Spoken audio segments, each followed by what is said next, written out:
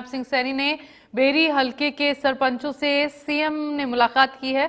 CM Saini ने 44 गांव के सरपंचों से मुलाकात की। दिल्ली के हरियाणा भवन में ये मुलाकात हुई। लोकसभा चुनाव के मद्देनजर काफी अहम ये मुलाकात मानी जा रही है।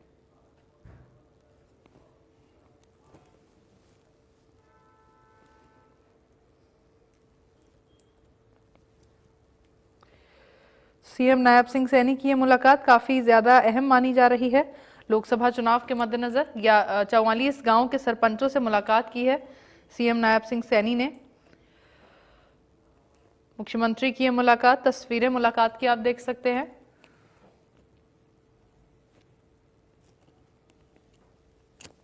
बेरी हलके के सरपंचों से सीएम ने मुलाकात की है। दिल्ली के हरियाणा भवन में ये मुलाकात हुई। लोकसभा चुनाव के मद्देनजर बेहद अहम ये मुलाकात सीएम की मानी जा रही है। बेरी हलके के सरपंचों से सीएम की ये मुलाकात, दिल्ली के हरियाणा भवन में ये मुलाकात हुई है। तस्वीरें भी आप देख सकते हैं, उस वक्त की ये तस्वीरें हैं जब मुलाकात हुई।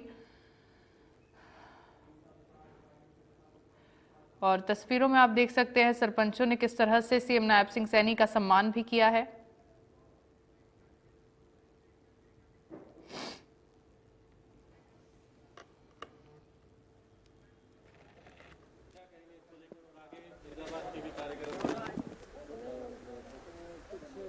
समस्याएं थी, उस समस्याओं को हमने सुना है और हमने कहा है सभी सरपंचों को जो मिलने के लिए अभी आए थे कि किसी प्रकार की दिक्कत नहीं।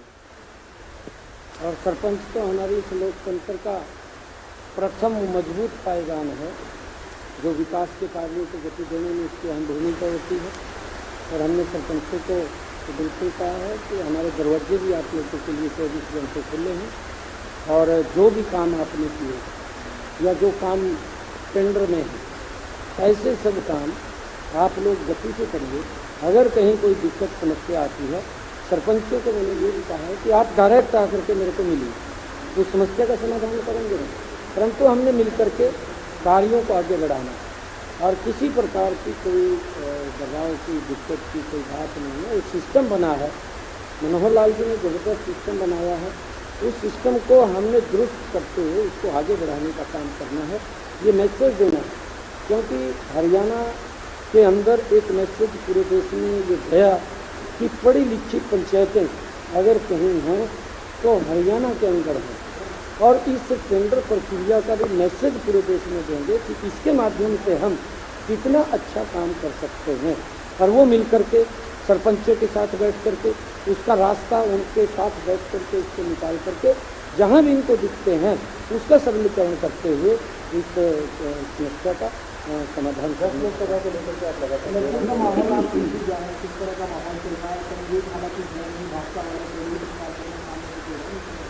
तो देखिए, क्योंकि लोगों के अंदर एक बड़ा जोश, बड़ा उत्साह देखने को मिल रहा है और लोगों का जो नरेंद्र मोदी जी ने काम किए हैं, जो हमारे डबल इंजन की सरकार ने काम किए हैं, पूर्व के अंदर आदमी मनोहर लाल जी ने जबरदस्त काम किए हैं, एक सिस्टम को सुधारा मनोहर लाल जी। और गुड गवर्नेंस का उदाहरण अगर कहीं देखने को मिलता है तो हरियाणा के अंदर मिलता है। मैं ये भी देखता हूँ क्योंकि 2014 से पहले जब इस सिस्टम को सुधारने का क्रम शुरू हुआ था, उस सिस्टम के अंदर सबसे पहले हमने बुढ़ापा जो पेंशन थी, जो बुजुर्गों को सम्मान भत्ता दिया जाता था, उस सम्मान भत्ता के अंदर उनको कई प्रकार की दिक्कतें सामने थी और उसके अंदर भी कहीं ना कहीं भ्रष्टाचार होता है।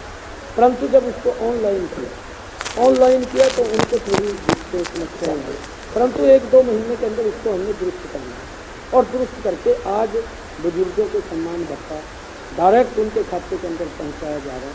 ये सिस्टम को सुधारा है और उसी कड़ी के अंदर आज जो सरपंचों से बात हुई है कि हम इस सिस्टम को आगे बढ़ाते हुए आपको कोई दिक्कत ना आए, अगर कहीं पर कोई दिक्कत आती है उस हमारा सरपंच ध्यान रखे।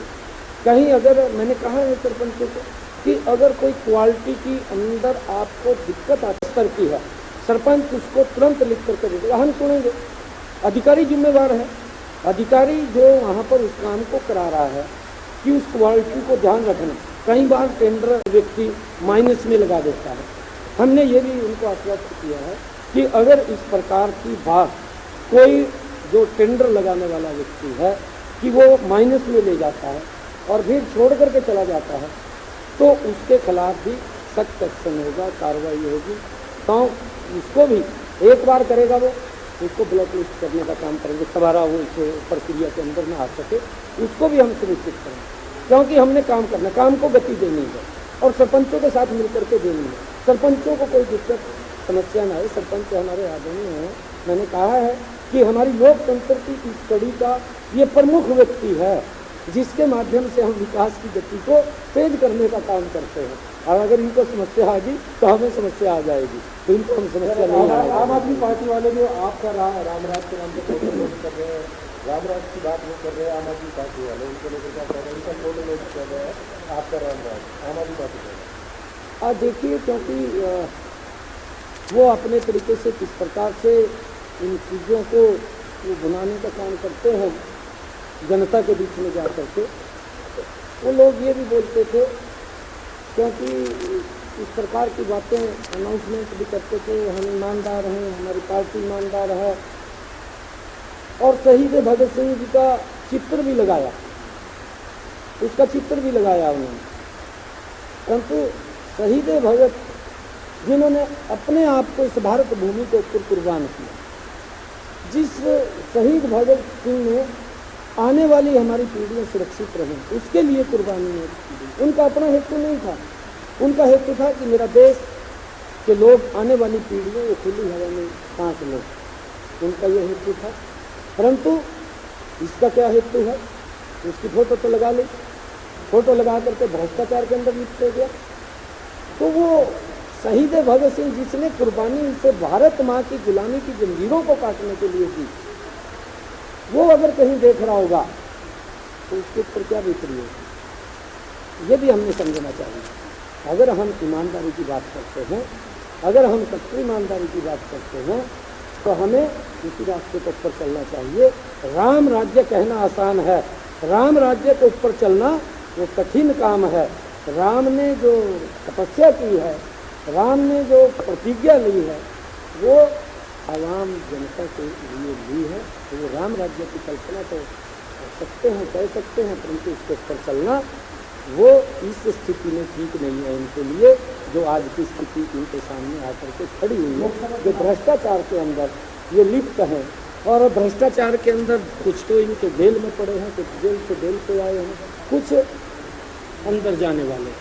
ये ना तो शहीद भगत सिंह जिन्होंने देश के लिए कुर्बानी दी है, और ये राम राज्य की बात करते हैं। राम राज्य तो राम राज्य है। सर, आप चुनाव प्रचार कर रहे हैं, आप किस तरीके से आप देश भर में आप चुनाव प्रचार कर रहे हैं, आप प्रथम चरण का भी चुनाव प्रचार हो, खत्म हो चुका है, किस तरीके का माहौल देखने को मिला? तो मैं लगभग प्रथम चरण के चुनाव में काफ़ी स्थानों के ऊपर जाने का मुझे अवसर मिला है, और लोगों का एक उत्साह देखने को मिल रहा है। लोग ये चाहते हैं कि नरेंद्र मोदी जी ने देश की एक नई दिशा वो खड़ी की है। पहली बार इन 10 वर्षों के अंदर नरेंद्र मोदी ने गरीब की चिंता की है, गरीब के चेहरे पर मुस्कान लाने का काम किया है, बड़ी समस्याओं का समाधान किया। चाहे उसके अंदर गरीब के प्रधानमंत्री आवास योजना के तहत मकान दिया हो, चाहे उसके घर के अंदर नल और स्वच्छ जल पहुंचाया हो, चाहे उसके घर के अंदर प्रधानमंत्री उज्ज्वला योजना के तहत गैस का कनेक्शन सिलेंडर दिया हो, चाहे उसके घर में जन धन खाता खोल करके उसको सम्मान देने की बात हो, चाहे उसके घर के अंदर प्रधानमंत्री बीमा योजना उसको दे करके सुरक्षित करने की बात हो, चाहे प्रधानमंत्री गरीब कल्याण अन्न योजना के तहत 80 करोड़ परिवारों को राशन पहुंचाने की बात हो, गरीब व्यक्ति को मजबूती की तरफ ले जाने का काम नरेंद्र मोदी जी ने किया।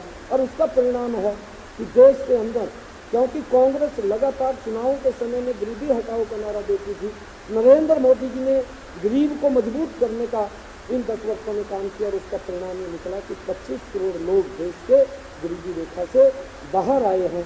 ये नरेंद्र मोदी जी की कुशल नीति है। और चाहे आयुष्मान कार्ड देकर के 5 लाख रुपए का अधिकार गरीब व्यक्ति को दिया हो कि उसको चिंता नहीं इलाज के लिए, के इलाज कराने के लिए वो कहीं भी जा करके हॉस्पिटल में करा सकता है।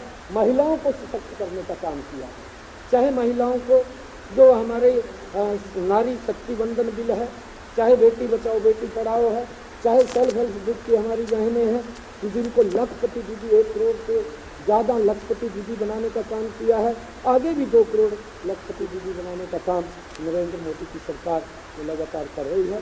चाहे हमारा किसान है, प्रधानमंत्री किसान सम्मान निधि है, प्रधानमंत्री फसल बीमा योजना है, चाहे MSP को लगातार बढ़ाने की बात है।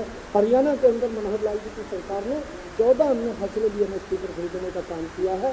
चाहे किसानों को जो उनके इंस्ट्रूमेंट है उसको सब्सिडी पर देने की बात है।